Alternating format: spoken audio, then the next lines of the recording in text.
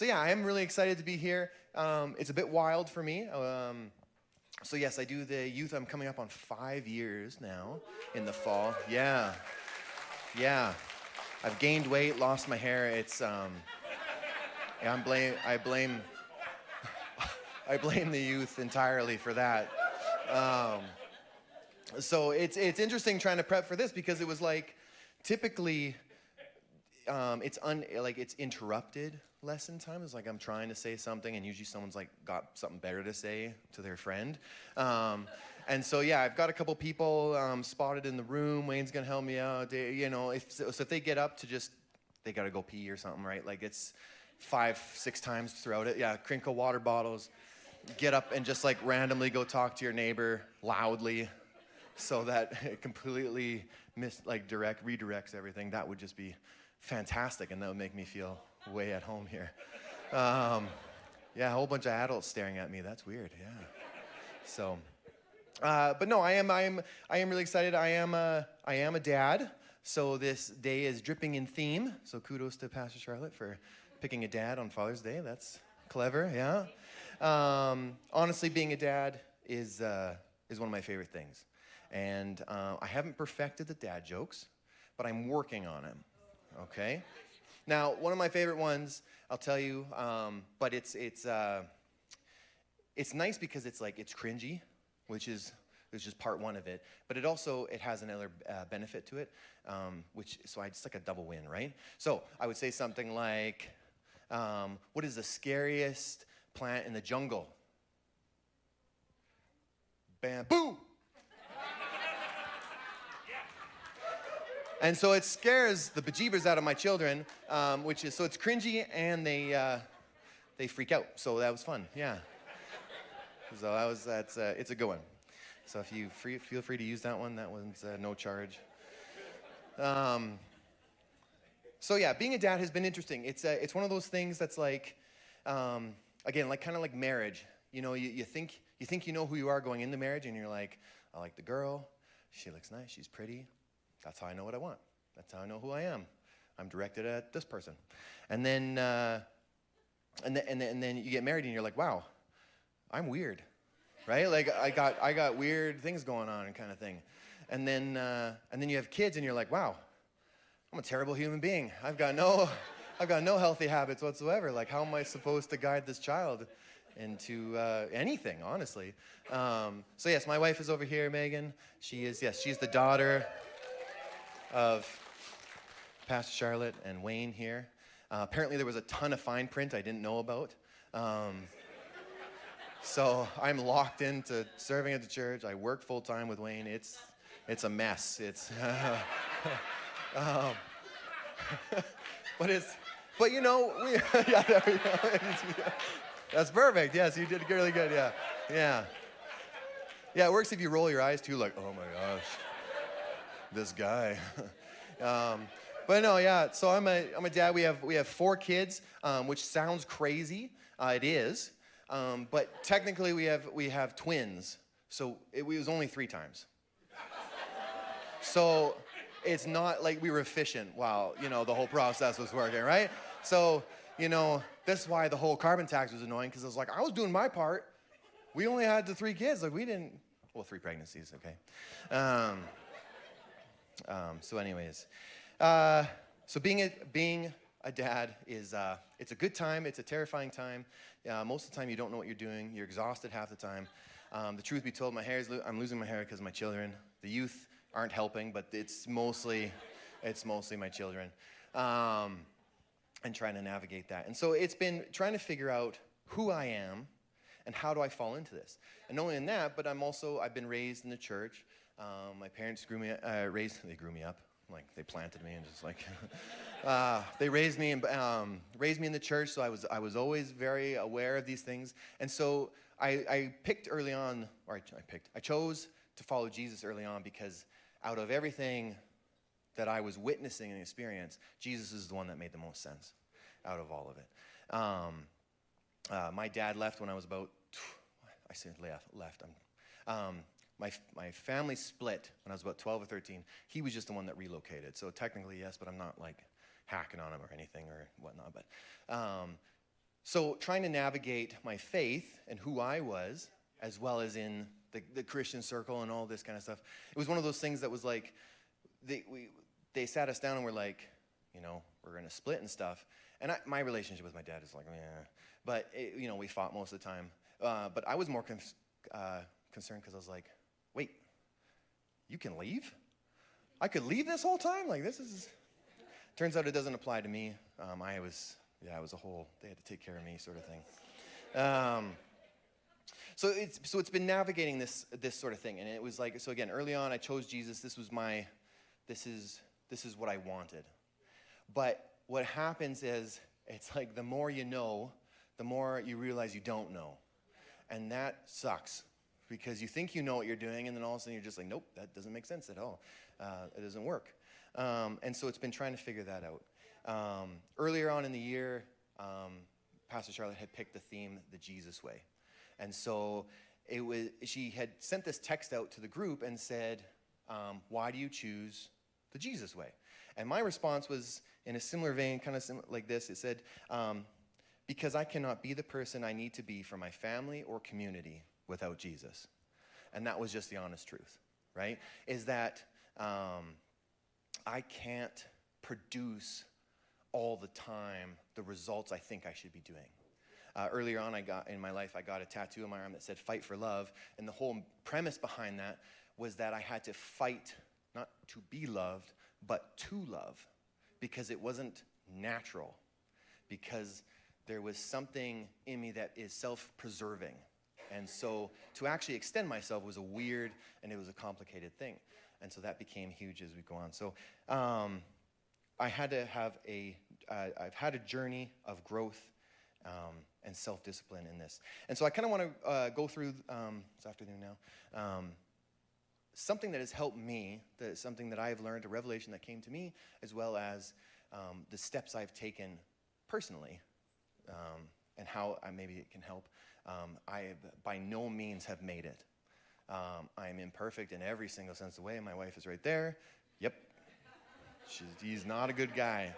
Yeah. I'm a great dad, but I'm not a good guy. I'm kidding. She thinks lovely of me most of the time. So I want to go through the story of David and Goliath. This is a very common story in the Bible. We've all heard it. As kids, you were always like, oh yeah, David and Goliath. Or maybe if you weren't a kid, you were like, oh yeah, David and Goliath. Right? It's a metaphor for the underdog fighting against the giant, right? And so we're going to go right into this. And so 1 Samuel 17, 1-2, it says, now the Philistines gathered their forces for war and assembled at Soka in Judah. They pitched camp at Ephes Dammim between Soka and Azekah. Saul and the Israelites assembled and camped in the valley of Elah and drew up their battle line to meet the Philistines. The Philistines occupied one hill and the Israelites another, with the valley between them. All right, so both of them are parked on a hill and there's a valley in between. All right, so what's happening is basically Star Wars. All right, we all know Star Wars. The last one didn't get it. Okay, so what does Obi-Wan say to Anakin? Really nothing. Okay, so he's got the high ground. Okay, Anakin tried to attack him while he was down on the hill, and it didn't work, and he got his legs chopped. Okay, whatever. Pop culture references. Anyways, the high ground is more of a military strategy, because you're on the top, and if someone's coming up, you've got the high ground, so you can aim down. You just got a better view. Okay, you're functioning better. And so this is where they're parked right now. Okay, and so Goliath comes out. He's a big dude. He's got heavy armor on and a big giant sword, and he's challenging and saying, whoever wins in a battle between me will win. We'll take it all. Winner takes all kind of thing. And so I'll take you through a little bit, kind of an interesting thing. So in ancient armies, they had three different types of military might. Okay, so there was the cavalry, which was the armed men on horseback. You know, everyone likes horses, right? And then there was the infantry, so these were the armored foot soldiers, okay? They had sword shields and usually pikes or the big spears. And then you had projectiles or artillery. We would call them more like artillery, right? So these were your slingers, essentially. And I want to talk just some fun, interesting facts about slingers. So slingers used a leather pouch attached on two sides by a long strand of rope, and they either used a lead ball or rocks. Okay? Painters from the medieval times show slingers hitting birds mid-flight. So they were, once the skill was acquired, they were quite accurate with this thing, right? Moving targets, birds. Irish slingers were said to be able to hit a coin from as far away as they could see. All right, so now we're just using eyesight and coins, which get smaller. And biblically, the judges are described as being accurate within a hair's breadth. So when they were aiming, they got you. Yeah.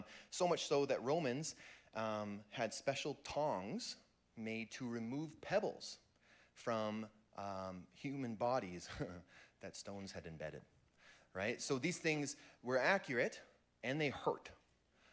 They would do damage to you, which I find is really interesting. So Malcolm Gladwell, in his book, David and Goliath, he says, historian Baruch Halpern argues that the sling was of such great importance in ancient warfare that the three kinds of warriors balanced one another, like each gesture in the game of rock, paper, scissors. So how it kind of worked is you had your infantry, so you had your foot soldiers, so they were really useful against the horsebacks, okay? So they were kind of in that system where they were, I was going to use pop culture, it's just not going to work. But like Lord of the Rings, when Gandalf's kind of running, yeah, okay, we got a nodding head, that's great. That's all I needed was one person, right? Right, and you got horses and you're riding, and everyone's like, the big spears, and you're like, that's not going to work, guys. Like, that's not. So that's what they were used for. So they were winners in that one. The cavalry were, what was the cavalry? So they would take out the projectiles, right? So they were faster, they moved quicker, harder targets in that kind of sense. And then it was projectiles were over infantry. So projectiles were good for hitting soldiers, lumbering soldiers in armor, slower, easier to target kind of thing, right? So that's just an interesting kind of fact in that. So now we go back to the story of Goliath and David. So Goliath calls out Israel, and David is sent to camp, right? And so this is kind of the same story, right? So David shows up, and he hears Goliath's little taunt, and he says, in my version here, he says, "Who does this worthless Philistine think he is? He's making fun of the army of the living God." Now, what's interesting about this is so far what we know about David is that he can play the harp, and he's been anointed by Samuel. That's so far in the movie. In my head, it's a movie. But he says, but what? Where am I going with that? Yeah. So we only know that he plays the harp and that he is anointed by Samuel to be the next king. That's not much going for him, right? It's not impressive that you can play a harp and then come out and smack talk against a giant man with a sword and a shield, right? Because there's a difference between being an artsy person and being a warrior. And I used this in the first service, and I'm treading carefully again. No, it was fun. So my wife comes from an artsy family. That's great, and we need art. And I come from more like sportsy background. And so without doing too much damage, irreparable damage here, we have our children, and you can tell which ones are artsy and which ones have a little bit more coordination and stuff like that, right? And so there's nothing wrong with being uncoordinated. It's just don't smack talk against a 9-foot giant, like know your place, David, is kind of the problem in this whole thing, right? So David is, he's coming out and he's like this worthless Philistine, and he's doing all this stuff. And so again, as it sits, why, David? And his brother's like, sit down, David, and whatever. So anyways, he keeps going on and on and on. And then he later gets on, there's enough commotion that they bring him to Saul, and he says this in, again, 1 Samuel 17, 32 to 37. David said to Saul, "Let no one lose heart on account of this Philistine. Your servant will go and fight him." Saul replied, "You are not able to go out against the Philistine and fight him. You are only a young man, and he has been a warrior from his youth." Again, not much going for David here. But David said to Saul, your servant has been keeping his father's sheep. When a lion or a bear came and carried off a sheep from the flock, I went after it, struck it, and rescued the sheep from its mouth. When it turned on me, I seized it by its hair, struck it, and killed it. Your servant has killed both the lion and the bear. This uncircumcised Philistine will be like the one of them, because he has defied the armies of the living God. The Lord has rescued me from the paw of the lion and the paw of the bear, and will rescue me from the hand of the Philistine. Saul said to David, go, and the Lord be with you. So all of a sudden now, David's a stone cold killer, literally. And he's like, I have literally, killed bears and lions. So now, between us, if I had to choose between a giant man to fight, a bear or a lion, I'm going with the giant man. Mostly just because of the predictability, right? I kind of know what to expect from them, kind of thing. And I wouldn't fight a bear or a lion. That just seems like that's out of my league. It's just too much risk involved. The risk reward is not there. And so it ends up, the story ends with David obviously going out, and he brings his slingshot. He refuses to use the armor, and he ends up killing Goliath. Yeah. Woo, win. Yeah, the artsy guy. Yeah, it turns out he's not just artsy. Yeah, he multitasks, yeah. And I think this, to me, was fascinating because, again, for me, it was a miraculous, supernatural upset. That it was like David was this little, faithful boy, and he was like, we're not going to let him hurt us. And he just, threw a rock up, and then God was like, alley-oop, and just chucked it, did the work for him. But after you look at the history of it, you're like, David 100% knew what he was doing. And so he comes out, he has confidence and he has passion, right? And those are two things that don't just show up for free, right? Those are things that are developed and created through a mindset and self-discipline. And so my title, which I've got a title, we talked about this though, Gary knows I delayed my title. So my title is Forged Through Discipline, all right? And this is self-discipline, not spankings. So this is forged through self-discipline. And so this to me was huge because David didn't wake up one day and suddenly become a giant slayer. He became one over time, right? He, by showing up every day, protecting sheep, training with a sling, staying alert, staying faithful, it was his daily disciplines that prepared him for a divine moment, right? And this becomes huge when you think about it in regards to the mental preparation. A lot of times we're just kind of sitting waiting for things. And this puts responsibility back on the human. And it says you are created for this, and God's not just going to puppet you the whole time. It actually requires effort to be the person that you're designed to be. In fact, there's nothing in the Bible that even says that God was to David and said, hey, man, I'm going to need you to really pick up your slingshot skills because there's going to be a problem, and I need you to be able to do it. He never says anything like that. He just was faithful in the fields, right? And David was the youngest. He was in the field because he was the most irrelevant, unfortunately, which is weird nowadays because usually the baby of the family is more important than everyone else. But back then, it was your firstborn that was the big deal. It's true, though, right? Unfortunately, we've just kind of turned. But so when Samuel came to anoint a king, he said, bring me your sons. And Jesse, the dad, was like, yeah, here's most of them. Here's 7 of them. And they all kind of came up, and Samuel's like, no, that's not it. Do you have any more sons? But he had to ask the question, do you have more sons? Oh, yeah. There's the other one in the back doing the, not fun job. So David was faithful in a situation that was not, there wasn't a lot of pride in it to be seen. Right? It was looked as a lowly position. And he was doing this kind of stuff, right? So this, to me, becomes the power of discipline. Because we live in a world where a lot of times we want to be relevant, but we prioritize and we glamorize what we think success looks like. right? And so success is a high-paying job. We look at, let's talk about fathers, right? We talk about dads. We are providing, we've got the money, we do these things. But sometimes success is actually just showing up when your baby's crying.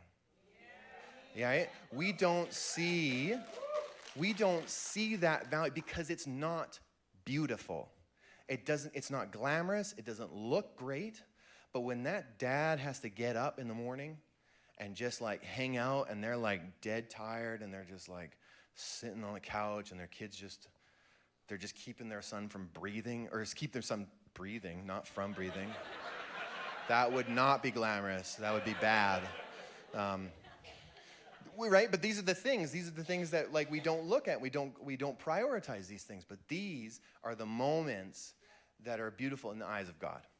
Right? Jesus said to love God, love people. Right? It's two sides of the same coin. You love God by loving people, and you love people by loving God. Right? We need both of them. So I'm going to run you through some of the things that I have found for me personally, again, that I have not perfected, but I have found success in through different aspects of self-discipline, right? So the definition I'm going with is the practice or training of oneself to follow a code of behavior or achieve a goal, right? Right? But in order to do this, you have to have a purpose. You cannot engage disciplines without a purpose, without like, here's what I'm trying to accomplish. If it's just to be, you lose motivation. We lose purpose in doing it. We're just, and it's like for me, I've done this. I've fallen into this where I'm like, I get up, I'm like, I'm going to work out in the morning. And I feel great like the night before, and then I wake up and I'm like, this is dumb. Like my wife loves me. Like, what am I doing? Like, right? Like you lose, like she's accepted me, right? She has to. Right? So then it has to be more, right? It has to be more. So my first point here, you are what you eat. Okay, this is where things are going to get weirdly practical, okay? But you are what you eat, and more to the point, you are what you consume. So Craig Groeschel says, your life is always moving in the direction of your strongest thought. Our brain and our mind is so underrated. A lot of us don't realize that it is working when we don't realize it, okay? And this becomes crazy. So in that kind of sense, in a book called What to Say When You Talk to Yourself, which, I was like, I need that book immediately, right? Who else talks to themselves? Yeah? Okay, don't raise your hand. Just talk to yourself. So this was written by Shad Helmstetter. He says 50 to 70,000, we have 50 to 70,000 thoughts a day, right? Whether this be images, thoughts, trails, like anything that comes through your brain, there's 50 to 70,000, roughly. This ballpark figure, right? But he says 75 to 80% of our self-talk is negative, which means 3 out of every 4 things we say to ourselves are working against us. So negative self-talk is things like I can't, I won't, I'm unable to, I'm not skilled in, I don't have the capacity, I'm too tired. Anything that has a negative connotation is a negative self-talk. Yep.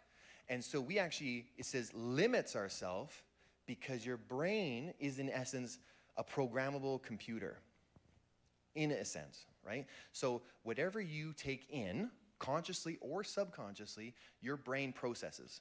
Yeah. And it will run through it, and it will always keep like whatever is newest or the most repeated behaviors will keep in the vault, right? So if I am bitter about something, and I sit in that bitterness for a while, and then something happens and I react bitterly, guess what? Shouldn't be surprised. That's what you told your brain to do. If you're trying to accomplish a job or you're moving into something different and you go, I can't do that, and then you get to that thing and you go, man, I can't do this. Why isn't this working? Well, you told your brain you can't do it, right? And your brain will just process whatever it tells you to do. This becomes huge. Even in Proverbs, it says, for as he thinks in his heart, so he is. So is he or whatever. So the brain wants efficiency and predictability. So this is programmable, meaning that it'll copy things. We've got habits, which are like lazy shortcuts, right? So how many of you drove to church today and you're not really sure how you got here? You're just like, I showed up in the parking lot, right?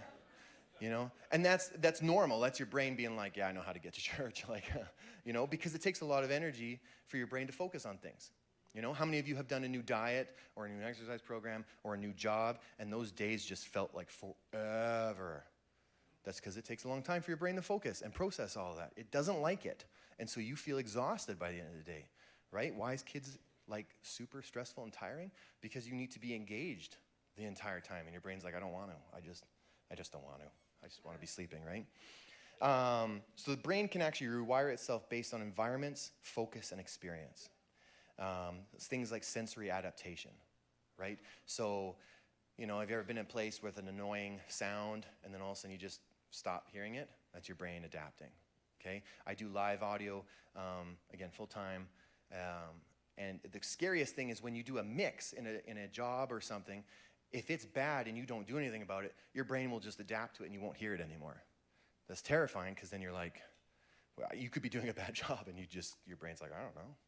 I got used to it. Well, like, they can suck it up. Like, it'll be fine. Your language matters, okay? Things like what you say about yourself, what you say about other people, this starts hindering your brain's functionality. Again, whatever it's hearing, it'll be like, yeah, okay, sounds good, I guess. Like, you know, if you're like, I'm just a worthless piece of garbage, and then you keep feeling like a worthless piece of garbage, well, yeah, you've programmed your brain to do that. If you're around environments or around people that give you that kind of feedback, well, yeah, that's going to affect you. That's how the brain works. We've got things like the placebo effect. There's so much behind this, and if I'm kind of flying through some of this, so if you ever want to just chat about it, I love it. But the placebo effect is like when you drink coffee in the morning and you start feeling awake before you even drink it. That's because your brain's anticipating the reward. It's like, yay, coffee, right? This happens with what's called the nocebo effect. It's you know, ugly cousin. And it is basically just whatever you think bad is going to happen, you will start processing that, right? I used the example of my daughter. She had a Band-Aid just dangling in the wind. She had a cut or whatever, but it was just like flopping. And I was like, let's remove that crazy Band-Aid. And she was like, no, it's going to hurt. It's going to hurt. And she wouldn't let me near it. And I was like, just let me see it. I just want to look at it, just analyze it, take it in for tests, you know, like make sure it's safe. And then I did, and I just kind of ripped it. And then she was like, hey, like, right? Like, but she processed that, and she was like, this will hurt me and probably kill me. And I was like, you know, no, unfortunately, yeah, it just won't. Not unfortunately. Yeah. I heard some of those like uncomfortable chuckles. Like, what? No, I don't want my children dead. It's okay.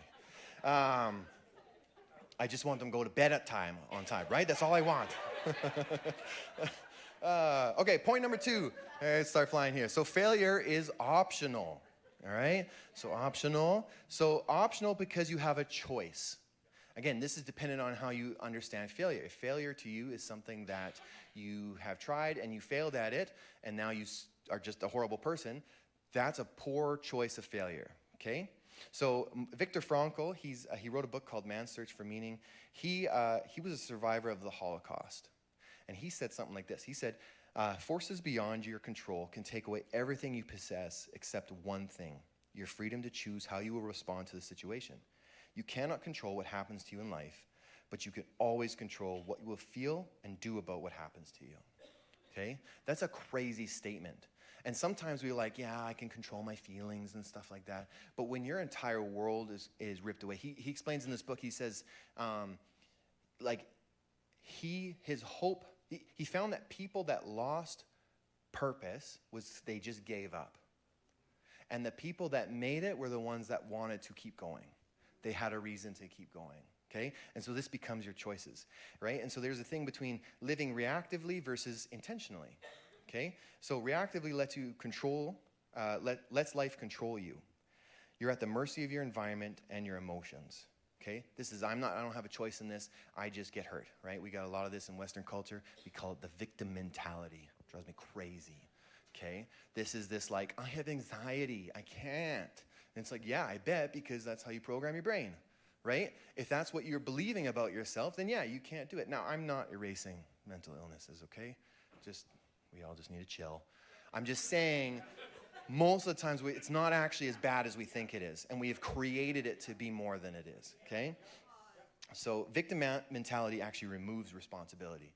It says, it's not me, right? There was a comedian that said, millennials are the funniest because they're so aware of themselves. And he goes on to say, he'll be like, oh, I have anxiety. And then the person will be like, oh, well, what are you doing about it? Well, nothing. I'm just telling you so you can work around it. Like, right? Like, right? It's just this it's not my problem. That's your problem. Like, you got to be a nicer person than me.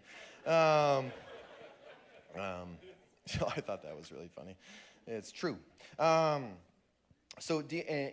Involving failure, reactive is failure discourages and can lead to giving up. So again, it's the same thing, like, because it didn't work, therefore I should stop trying. Intentional is failure informs and motivates improvement. And I think I actually skipped intentionally. You align your daily choices with your values and your purpose. Again, discipline only works if you have a purpose, but you have to be intentional about it. It's not just like, I want to be motivated to do this. Motivation is temporary, right? We feel great when we go to a conference, we go to church, and we have this high, and it feels great. We call this actually is dopamine. It's your reward chemical that's like, this was fantastic. And then you start to feel low, and you're like, well, where did God go? Like, why is he not in the field with me while I'm taking care of my sheep? And it's like, well, let's get to throwing some stones, I suppose. Like, right? Like it's your choice, right? Is essentially what I'm saying. So even in James here, he says, consider it pure joy, my brothers and sisters, whenever you face trials of many kinds, because you know that the testing of your faith produces perseverance. Let perseverance finish its work so that you may be mature and complete, not lacking anything. In some versions, he's like, be intimate with these things. A lot of times we want pain to just get out of the way. And like this is a huge nugget right here. Pain has to be your ally. The things that bother you, you got to grind those suckers out and work through it and figure out what it is. Because it's not that life gets easier, it's that you get stronger. And it only comes through self-discipline, okay? And then I just wanted to comment here at the end, or at this point here. So fathers. Some of us have been raised by, some haven't been raised by fathers, some have been present fathers, but they're not like really present. Some have been there and then they left. This is both an encouragement and a caution. Who you choose to be, like you get to choose how this works out for you. If you don't make choices to define your life, you are very likely to turn out the same way.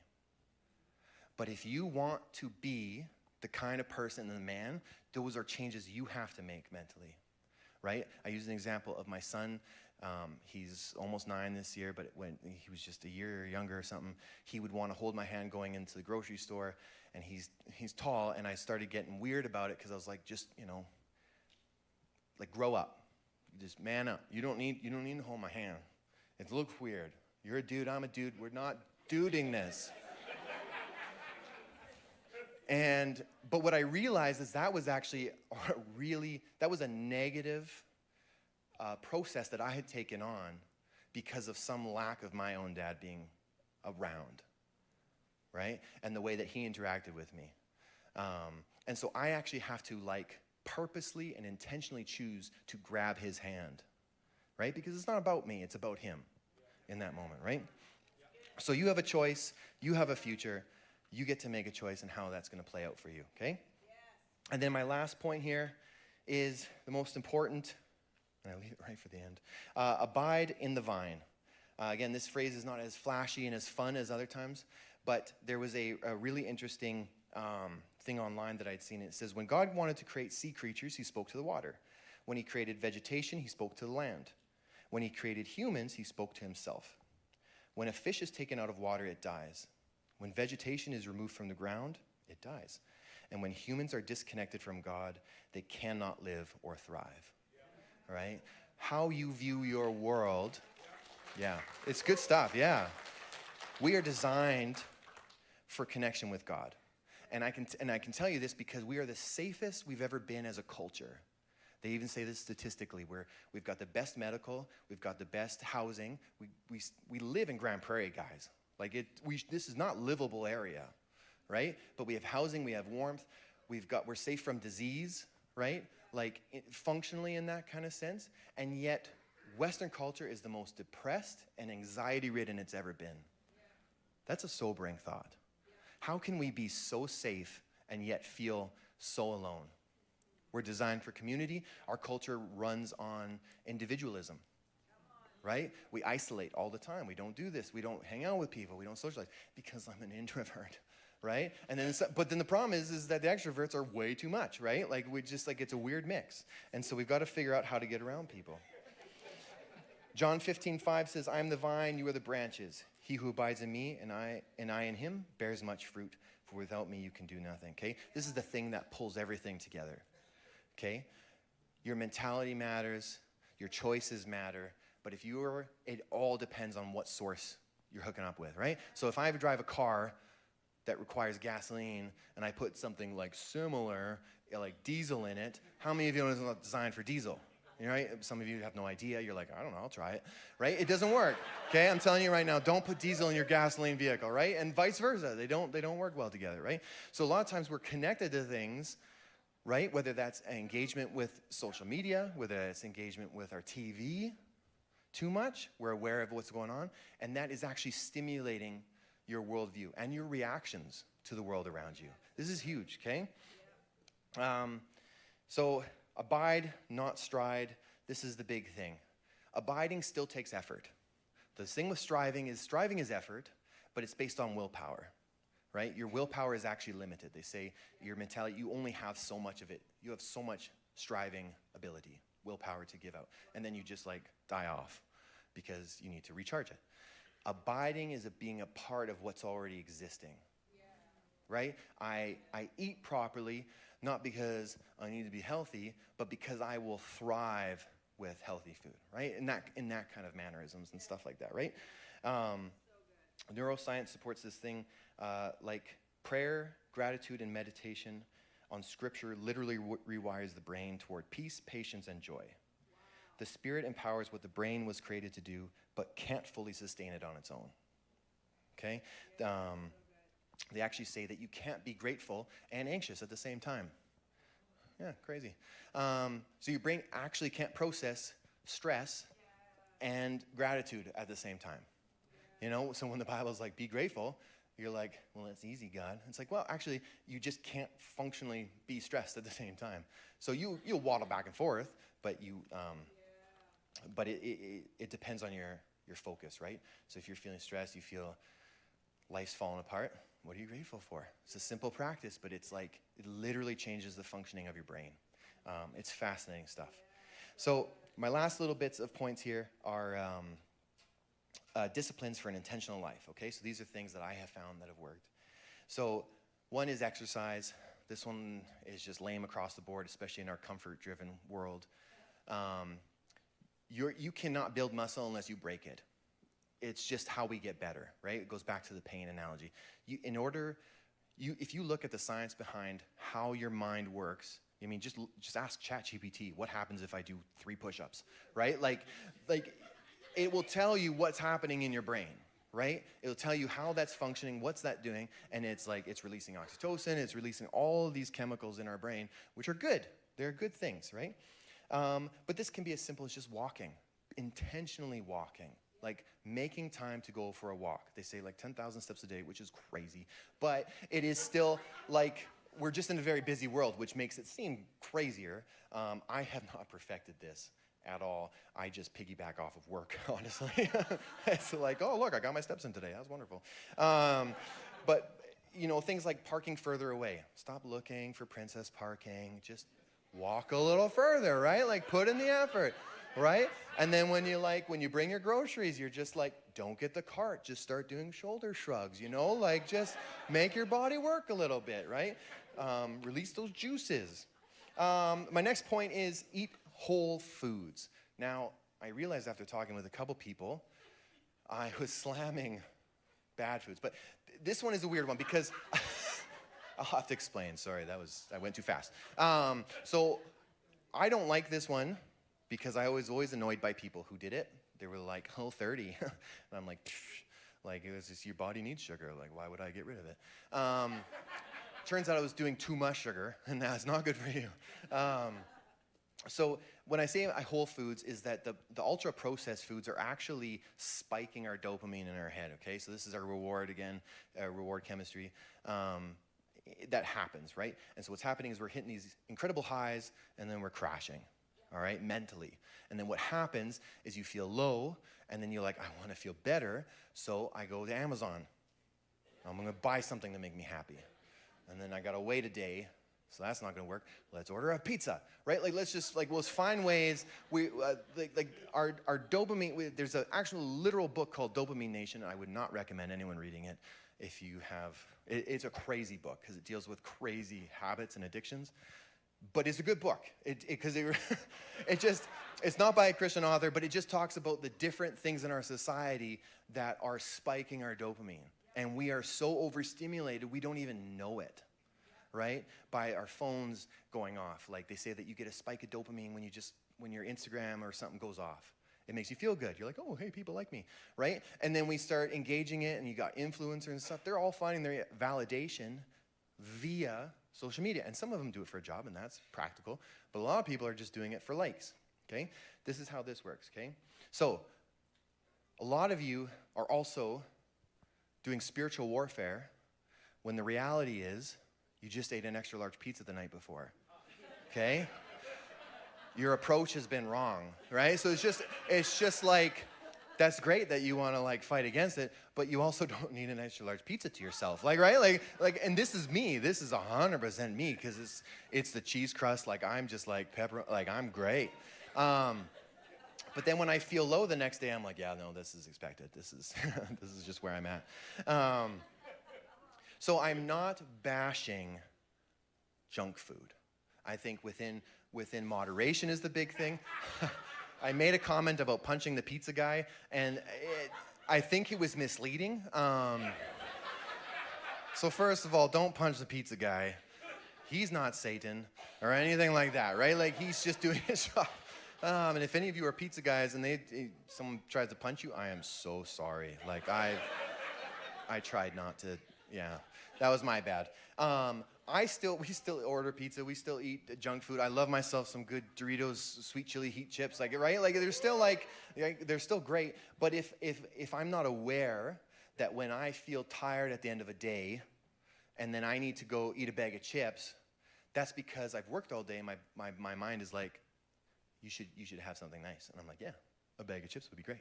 And then that just sabotages my whole mental state for the rest of the night and all that kind of stuff, right? So they all play into each other. Enough on that. Journaling. Journaling is another thing. Journaling's, it's an interesting concept because I'm a scatterbrain, but I have found that when you put the pen to the page, what happens, and this has been done in studies, you retain the information more and it has effects. So they did a study on gratitude. And how the brain reacted to it. And so they did people who just thought grateful thoughts, and they had a different class that was functionally doing it and writing it down. And their brain was way more active because your muscle memory, everything is engaged more, right?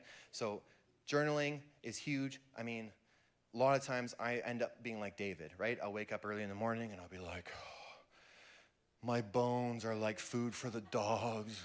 My life is just a miserable mess.